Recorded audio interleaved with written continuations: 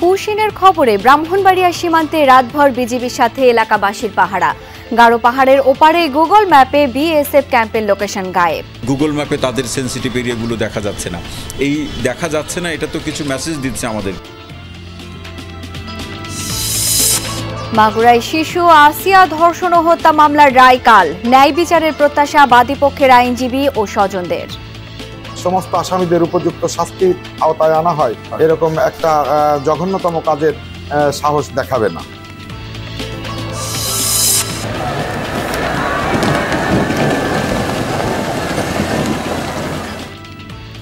ফারাক্কা বাঁধের বিরূপ প্রভাব ভাটির জনপদ।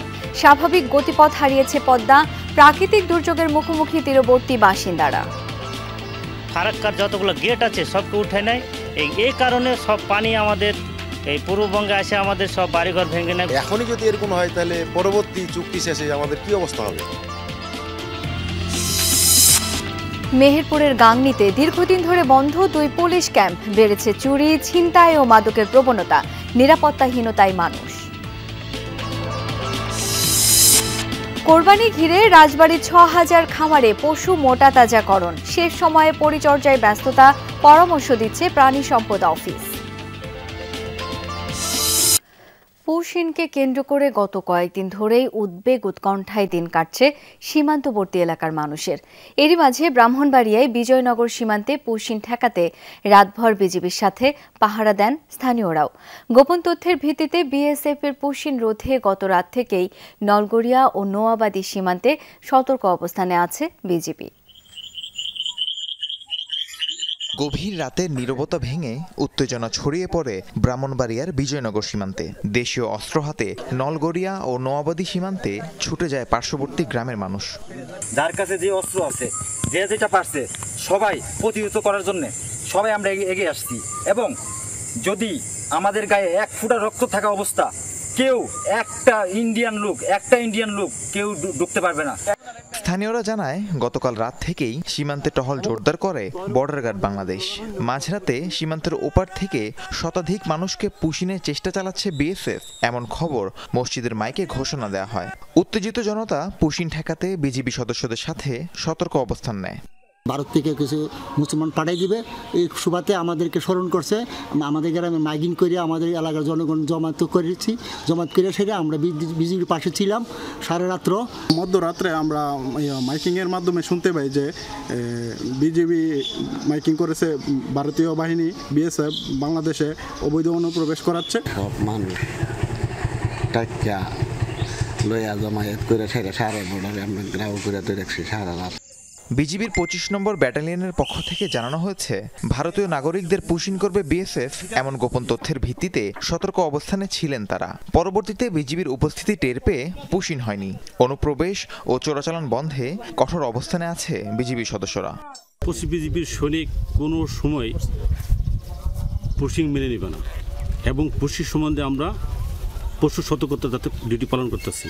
দ্বিতীয় কথা হলো চোরাচালান, মাদক দ্রব্য, এই বিষয় নিয়ে আমরা 24 ঘন্টা সতর্কতার সাথে ডিউটি পালন করে যাচ্ছি।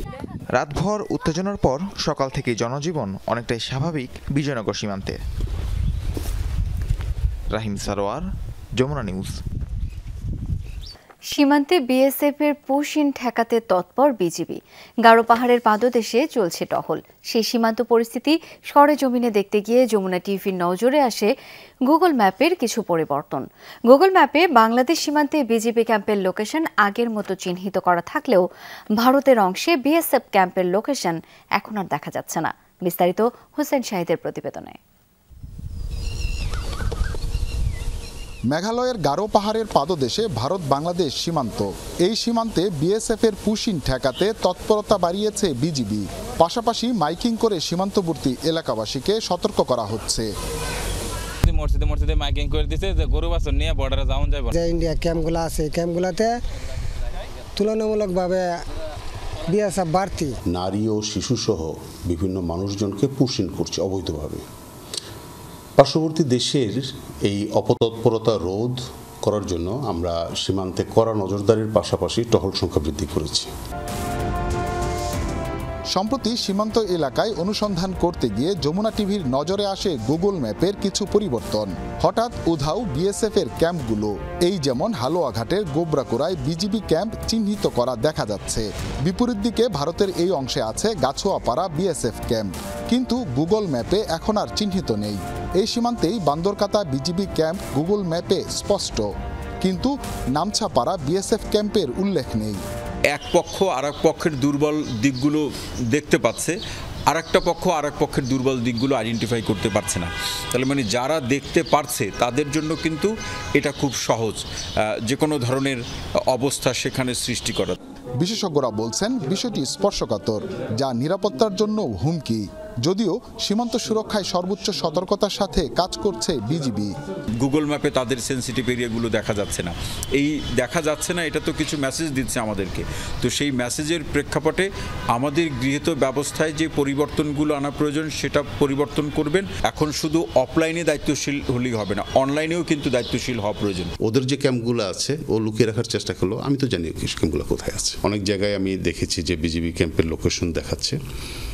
এটা আমরা বলবো যে যদি সম্ভব হয় এটা উইথড্র করে দেওয়া। দেখা যাচ্ছে চলাচল করছে ভারতের যানবাহন, নেই কোনো কাঁটাতার।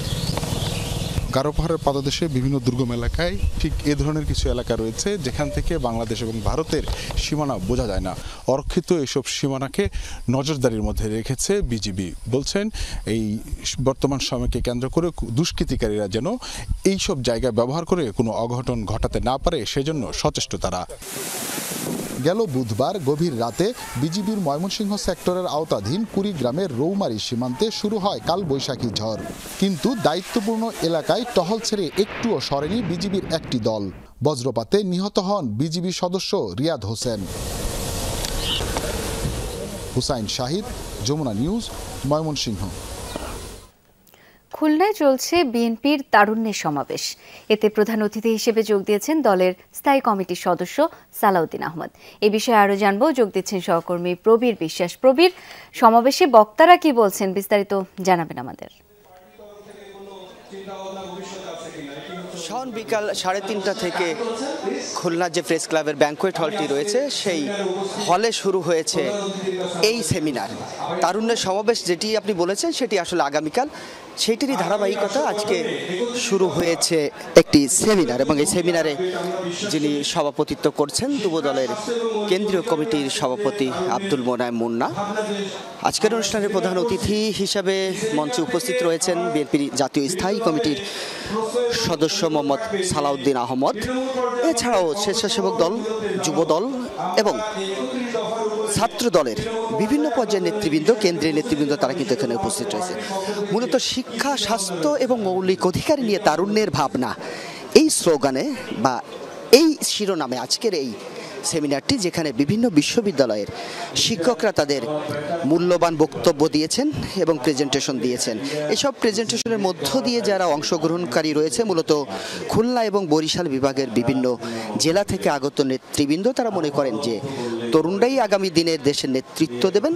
সে কারণেই আগামী দিনগুলোতে দেশের সমস্যা, সম্ভাবনা, এই বিষয়গুলো নিয়ে তারা আলোচনা করতে পারবেন।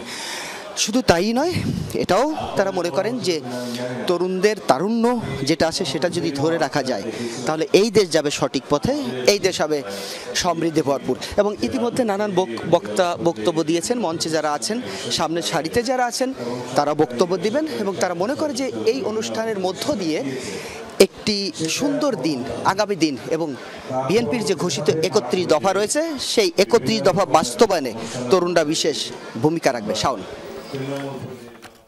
প্রবীর, ধন্যবাদ আপনাকে। পাবনার আটঘরিয়ার বিএনপি জামায়াতের সংঘর্ষের জেরে সড়ক অবরোধ করে বিক্ষোভ করেছেন জামায়াতের নেতাকর্মীরা। সকালে পাবনা চাটমোহর আঞ্চলিক মহাসড়কের দেবোত্তর এলাকায় অবস্থান নিয়ে বিক্ষোভ করেন তারা। এ সময় দেবোত্তর ডিগ্রি অনার্স কলেজের ম্যানেজিং কমিটির অভিভাবক সদস্য নির্বাচন বাতিল ও জামায়াতের কার্যালয় ভাঙচুরের ঘটনায় জড়িতদের বিচার দাবি করেন আন্দোলনকারীরা। এর আগে গতকাল কলেজের ম্যানেজিং কমিটির অভিভাবক সদস্য নির্বাচন ঘিরে সংঘর্ষে জড়ায় বিএনপি ও জামায়াত নেতাকর্মীরা। এ সময় দুই দলের কার্যালয়ে হামলা ও ভাঙচুর চালানো হয়। গোপালগঞ্জের কোটালীপাড়ায় মাছের ঘের কাটাকে কেন্দ্র করে দুপক্ষের সংঘর্ষে 7 জন আহত হয়েছেন। সকালে উপজেলার বর্ষাপাড়া গ্রামে এই ঘটনা ঘটে। স্থানীয়রা জানান, আধিপত্য নিয়ে দীর্ঘদিন ধরে ইব্রাহিম ফকির ও মোকসেদ ফকিরের মাঝে বিরোধ চলছিল। সকালে ইব্রাহিমের লোকজন প্রতিপক্ষের জমিতে মাছের ঘের কাটতে গেলে মোকসেদ ও তার অনুসারীরা বাধা দেয়। প্রথমে কথা কাটাকাটি, পরে সংঘর্ষে জড়ায় দুই পক্ষ। এ সময় আহত হয় অন্তত 7 জন। ঘটনাস্থলে গিয়ে পরিস্থিতি নিয়ন্ত্রণে আনে পুলিশ। আহতরা হাসপাতালে চিকিৎসাধীন। রাত্রি আমরা আলোচনা শুনছি যে ওরা সকালবেলা আমার সাথে গন্ডগোল করবে। যার যার মতন শেষে কাজ বাজ করতেছে, কেউ ঘুমে আছে সকালবেলা, হঠাৎ তাই সে আমাদের উপর আক্রমণ করছে। বাড়ি এসে ডাকছে, বাইরে এলে ধরেন কোপ দিয়েছে সবাই, পরে কোপ দেওয়ার তো জায়গা তোরা দিবি না, জান আমরা জোর করে নেবো। দেখি আহত বলতে স্পিড লাগছে, ইটটা ঢেলাঢেলি করছে, তো গুরুতর আহত কেউ নাই। কারো হয়তো পায়ে, কারো হয়তো গায়ে, এরকম উভয় পক্ষে মনে হয় 5-6 জন আছে। সাক্ষ্য প্রমাণ ও যুক্তিতর্ক শেষ। মাগুরার শিশু আসিয়া ধর্ষণ ও হত্যা মামলার রায়ের জন্য দিন ধার্য আছে আগামীকাল। ন্যায় বিচারের প্রত্যাশায় বাদীপক্ষের আইনজীবী আর স্বজনরা বলছেন, এই ধরনের ঘটনা দৃষ্টান্তমূলক বিচার হলে কমে আসবে নারী ও শিশুদের প্রতি নির্যাতন। কথা ছিল 7 দিনের মধ্যে শুরু হবে বিচার কাজ, তবে আসিয়া মৃত্যুর 1 মাসের বেশি সময় লাগে অভিযোগ গঠনে। 27 এপ্রিল থেকে 7 মে পর্যন্ত হয় সাক্ষ্য গ্রহণ। 29 জনের সাক্ষ্য রেকর্ডের পর 12 ও 13 মে যুক্তিতর্ক উপস্থাপন হয়। অবশেষে আদালত 17 মে রায় ঘোষণার দিন ধার্য করেন। ন্যায় বিচারের প্রত্যাশায় আগামীকালের দিকে তাকিয়ে স্বজন প্রতিবেশীরা। আমরা চাই এই মামলায় আসামিদের সর্বোচ্চ শাস্তি হোক। আমরা চাচ্ছি এই আসামিদের এমন দৃষ্টান্তমূলক শাস্তি হোক যেন কোনো শিশু বা যে কোনো মেয়ের দিকে মানুষ তাকাতে ভয় পায়। মামলার এজাহারে উল্লেখ, 6 মার্চ বনে শ্বশুরবাড়ি গিয়ে ধর্ষণের শিকার হয় শিশু আসিয়া। গ্রেফতার হয় বোনের শ্বশুর হিটু শেখ সহ 4 জন। 15 মার্চ আদালতে স্বীকারোক্তিমূলক জবানবন্দি দেয় হিটু। তবে আদালত 4 আসামির বিরুদ্ধেই অভিযোগ এনে প্রতিবেদন জমা দেয়। যদিও অভিযোগ গঠনের সময় নিজেদের নির্দোষ দাবি করেছেন আসামিরা।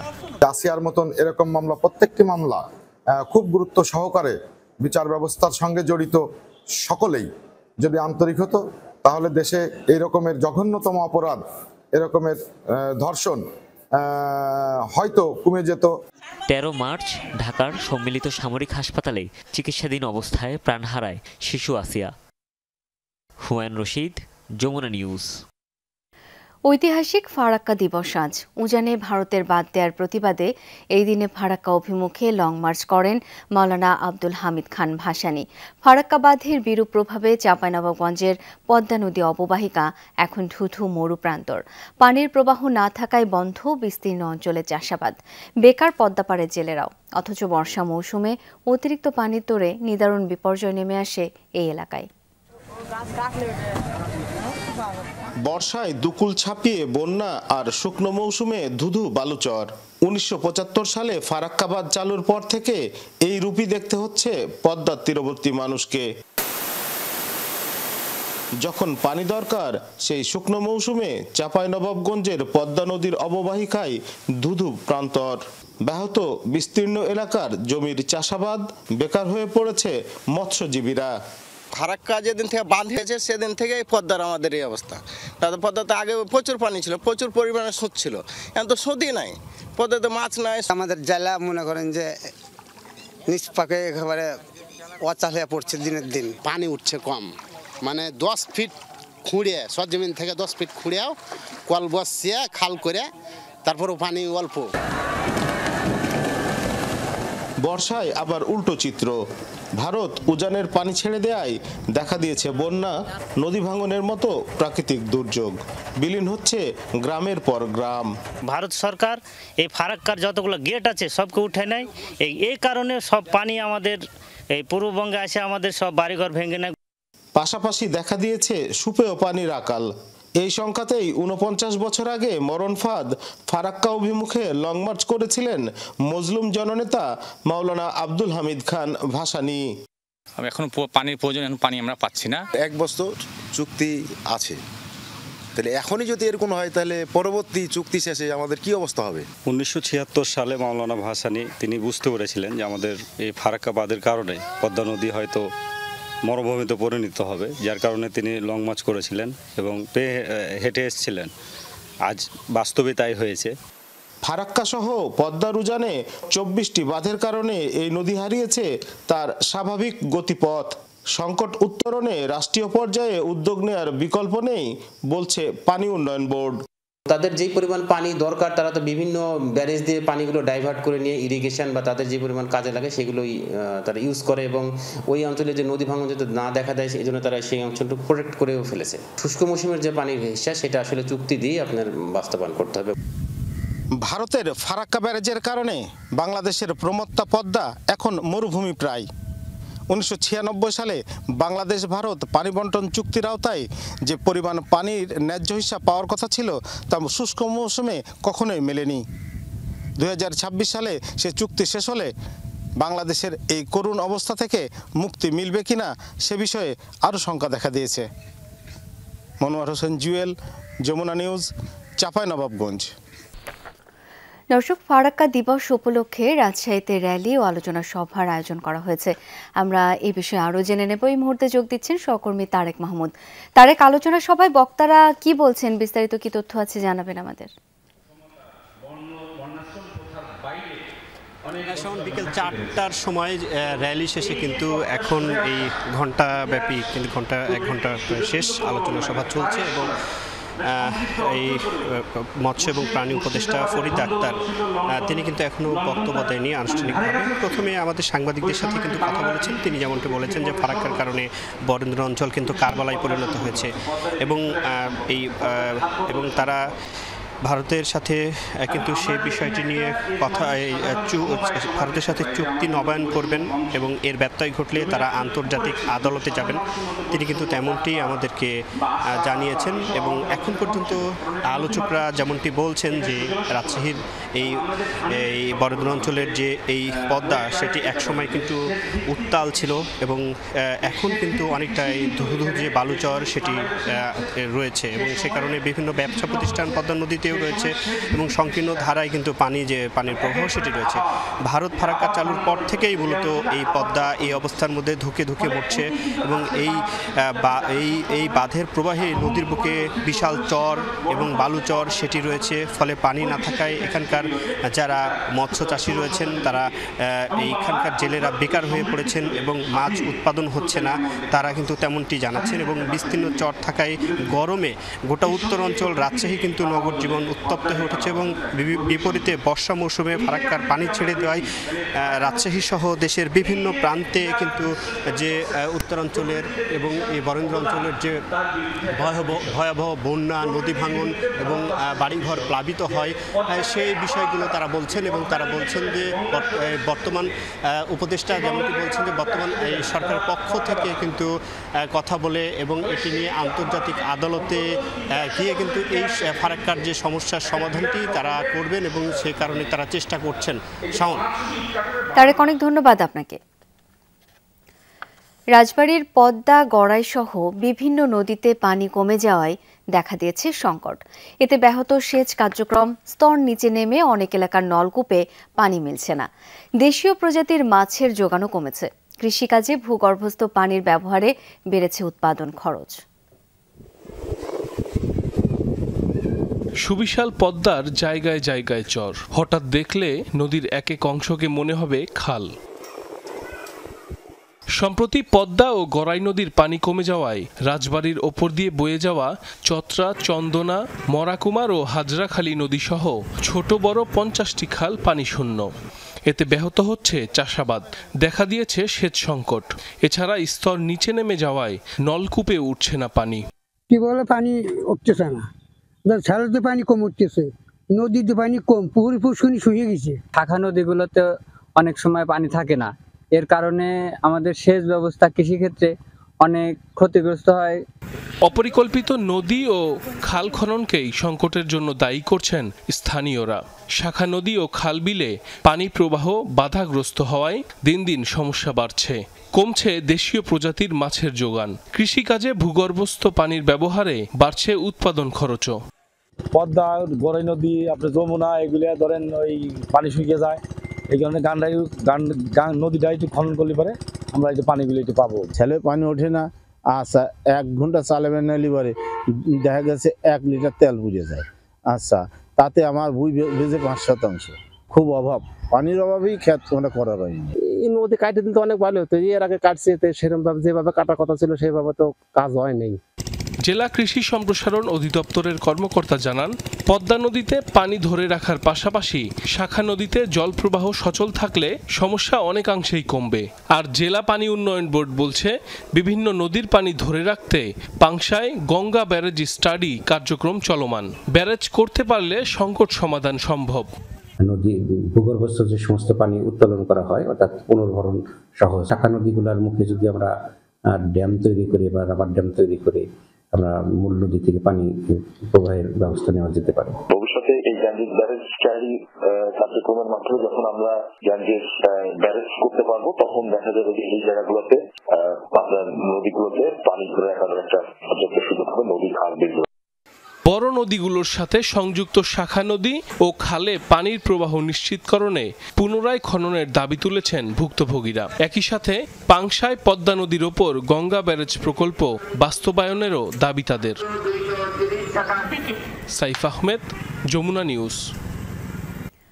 ভয়াবহ আগুনে পুড়ল মুন্সিগঞ্জের শ্রীনগর বাজারের শতাধিক দোকান।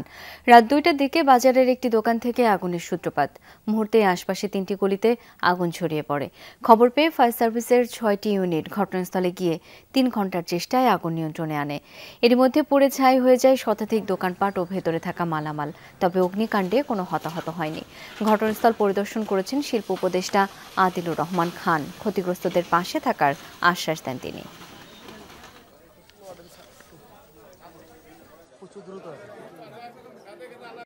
মানুষের তো ছোট ছোট ব্যবসা সব সর্বশান্ত হয়ে গেছে, এবং আরো বেশি হচ্ছে যে মুরগি বা যেসব প্রাণী ছিল সব তো পুড়ে গেছে, তাদের তো আর জীবন্ত কিছু নাই। তো এই অবস্থাতে আমরা এই পুরো রিপোর্টটা পাওয়ার পর যা করার চেষ্টা করব। মেহেরপুরের গাংনী উপজেলায় দীর্ঘদিন ধরেই বন্ধ 2টি পুলিশ ক্যাম্প। এতে বেড়েছে চুরি, ছিনতাই ও মাদকের প্রবণতা। নিরাপত্তাহীনতায় ভুগছে আশেপাশের এলাকার মানুষ। দ্রুত ক্যাম্প চালু করার দাবি স্থানীয়দের। শুনশান নীরবতা। ভবনের মূল ফটকে ঝুলছে তালা, যেন পরিত্যক্ত কোনো ভবন। মেহেরপুরের গাংনী উপজেলার কসবা গ্রামের অস্থায়ী পুলিশ ক্যাম্পের দৃশ্য এটি। 2019 সালের পর থেকেই বন্ধ ক্যাম্পটির কার্যক্রম। স্থানীয়দের দাবি, আইন শৃঙ্খলা ব্যবস্থা না থাকায় এলাকায় বেড়েছে চুরি, ছিনতাইয়ের মতো ঘটনা। এমন পরিস্থিতিতে জানমালের নিরাপত্তাহীনতায় ভুগছে গ্রামবাসী। পুলিশটা লিখে আবার খুব খারাপ রাস্তায় গাড়ি ঘোড়া, মোটরসাইকেল, সাইকেল এগুলো মারত। আমরা এই মাঠে রাস্তায় রাতে আসতাম, ফসল নিয়ে যেতাম, ভয় লাগতো না, কিন্তু এখন ফসল যাই করা হয় দিনই মানে যেতে হয়। একসময় অপরাধমূলক কর্মকাণ্ডে জর্জরিত ছিল এলাকাটি। 90-এর দশকে পুলিশ ক্যাম্প নির্মাণের পর থেকে স্বস্তিতে জীবনযাপন করছিল স্থানীয়রা। অপরাধের পরিমাণ কমে যাওয়ায় বন্ধ করা হয় ক্যাম্প। এরপর থেকে আবারও আগের অবস্থায় কসবা সহ আশেপাশের এলাকা। বর্ডারের কারণে অনেক ধরনের মাদক পাচার হয়, পাচারের কারণে দেশের যুব সমাজ খারাপ হয়ে যাচ্ছে। 1 বছর আগেই 2টি প্রাণ এখানে চলে গেছে এই মাদকের কারণে। এখন বর্তমান সময়ে আমরা এই মাদকের কারণে প্রচুর পরিমাণে অশান্তিতে ভুগছি। পুলিশের নজরদারি না থাকায় সীমান্ত পথে প্রবেশ করছে বিভিন্ন ধরনের মাদক। মানুষের নিরাপত্তা এবং মাদক প্রবেশ ঠেকাতে ক্যাম্পের কার্যক্রম দ্রুত চালুর দাবি জনপ্রতিনিধিদের। হাড়ভাঙ্গা সাহেবনগরের এই রাস্তায় ভ্যান, মোটরসাইকেল, তারপরে অটোরিকশা, এগুলো প্রতিনিয়তই ছিনতাইয়ের শিকার হচ্ছে। ক্যাম্প 2টা যদি এখানে আবার পুনর্বহাল করা যায় তাহলে ছিনতাই, ছোটখাটো চুরি এবং আমাদের মাদকের যে প্রসার, এই প্রসার থেকে আমরা অনেকাংশেই নিয়ন্ত্রণ করতে সক্ষম হব। বন্ধ ক্যাম্প আবারও চালু করতে ব্যবস্থা নেওয়ার আশ্বাস পুলিশ সুপারের। ঊর্ধ্বতন কর্তৃপক্ষ যদি অনুমোদন দেন এবং জনবল মঞ্জুরি প্রদান করেন, এই 2টি প্রক্রিয়া শেষ হলে যদি আমি জনবল মঞ্জুরি পাই জেলা পুলিশ, তাহলে আমরা ক্যাম্প 2টি চালু করতে পারবো বলে আমার বিশ্বাস। জেলায় অপরাধ প্রবণতা দমনে 17টি স্থায়ী এবং অস্থায়ী পুলিশ ক্যাম্প চালু করা হয়। এর মধ্যে হিন্দা এবং কসবা গ্রামের পুলিশ ক্যাম্পের কার্যক্রম বন্ধ রয়েছে। রাকিব সরকার, যমুনা নিউজ। জামালপুরের বকশীগঞ্জে মুখমণ্ডল পুড়িয়ে দেয়া এক নারীর মরদেহ উদ্ধার করেছে পুলিশ। সকালে উপজেলার বগারচর বান্দের পাড় এলাকায় একটি পাটক্ষেত থেকে মরদেহটি উদ্ধার করা হয়।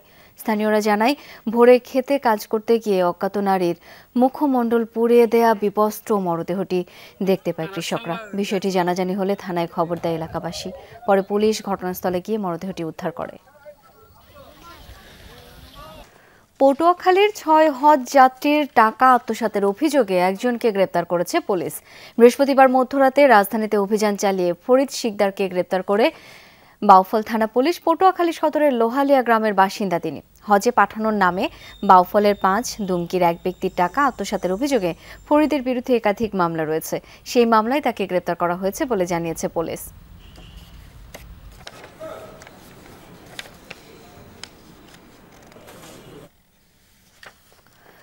কুমিল্লা বিশ্ববিদ্যালয়ে 2 দিনব্যাপী প্রত্নতত্ত্ব বিষয়ক আন্তর্জাতিক সম্মেলন উদ্বোধন করা হয়েছে। সকালে সম্মেলনের উদ্বোধন করেন বিশ্ববিদ্যালয়ের উপাচার্য অধ্যাপক ডক্টর মোহাম্মদ হায়দার আলী। বিশ্ববিদ্যালয়ের প্রত্নতত্ত্ব বিভাগ ও বাংলাদেশ ইতিহাস সমিতি যৌথভাবে সম্মেলনটি আয়োজন করেছে।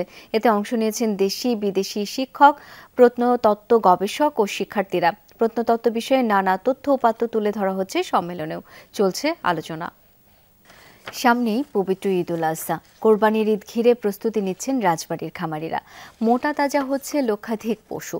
খামারিদের দাবি, সম্পূর্ণ প্রাকৃতিক উপায়ে পশুর লালন পালন করেছেন তারা। বিদেশি পশু আমদানি না করার দাবি তাদের। খামারে নানা সাইজ আর জাতের গরু আছে, মহিষ, ছাগল আর ভেড়াও। কোরবানিতে বিক্রির জন্য চলছে পরিচর্যা। রাজবাড়িতে ছোট বড় মিলিয়ে 6000-এরও বেশি খামার রয়েছে। কোরবানির জন্য প্রস্তুত হচ্ছে দেশীয় নানা জাতের পশু, তবে তা মাঝারি সাইজেরই বেশি। খামারিদের দাবি, সম্পূর্ণ প্রাকৃতিক উপায়ে পশু মোটা তাজা করছেন তারা। প্রায় গরু আছে 150 থেকে 200, ছাগল ভেড়া আছে, মহিষ আছে। আমরা অন্য ওষুধ পানি কিছু খাওয়াই না, দানা খাবার খাই। এখানে আমরা ভুট্টা ঘাস, পিওর ঘাস খাওয়াই, কোনো মেডিসিন খাওয়াই না। জেলার চাহিদা মিটিয়ে রাজধানী সহ বিভিন্ন স্থানে পাঠানো হবে এসব পশু। খামারিদের দাবি, বেড়েছে উৎপাদন খরচ, তাই ন্যায্য দাম পাওয়া নিয়েও শঙ্কায় অনেকে। বাইরের গরু আসলে অবশ্যই আমাদের লস আছে, অবশ্যই লস হবে। আপনার কি চান? আমরা বাইরের গরু যত না আসে ততই চাই। সরকার যদি ভারত থেকে গরু না প্রচার করে, তাহলে হয়তো আমাদের এই মালিক লাভবান হবে এবং আমাদেরও বেতন ঠিক মতো দেবে। প্রাণী সম্পদ কর্মকর্তা বলছেন, হাটগুলোতে মাঝারি পশুর চাহিদাই বেশি। খামারিরাও সেই বিষয়টি মাথায় রেখেছেন। দেয়া হচ্ছে সব ধরনের পরামর্শ। আমি আজকেও 2টা খামার পরিদর্শন করে আসলাম কাদুখালী উপজেলা থেকে। সাধারণত মাঝারি মূল্য যেটা, মাঝারি মানের এটাই বাজারে চাহিদা বেশি এবং এগুলোই চাষিরা বেশি হৃষ্টপুষ্ট করে। গত বছর রাজবাড়িতে প্রায় 92,000 কোরবানির পশু প্রস্তুত করা হয়েছিল। এবার তা আরও বেশি। রাকিব সরকার, যমুনা নিউজ।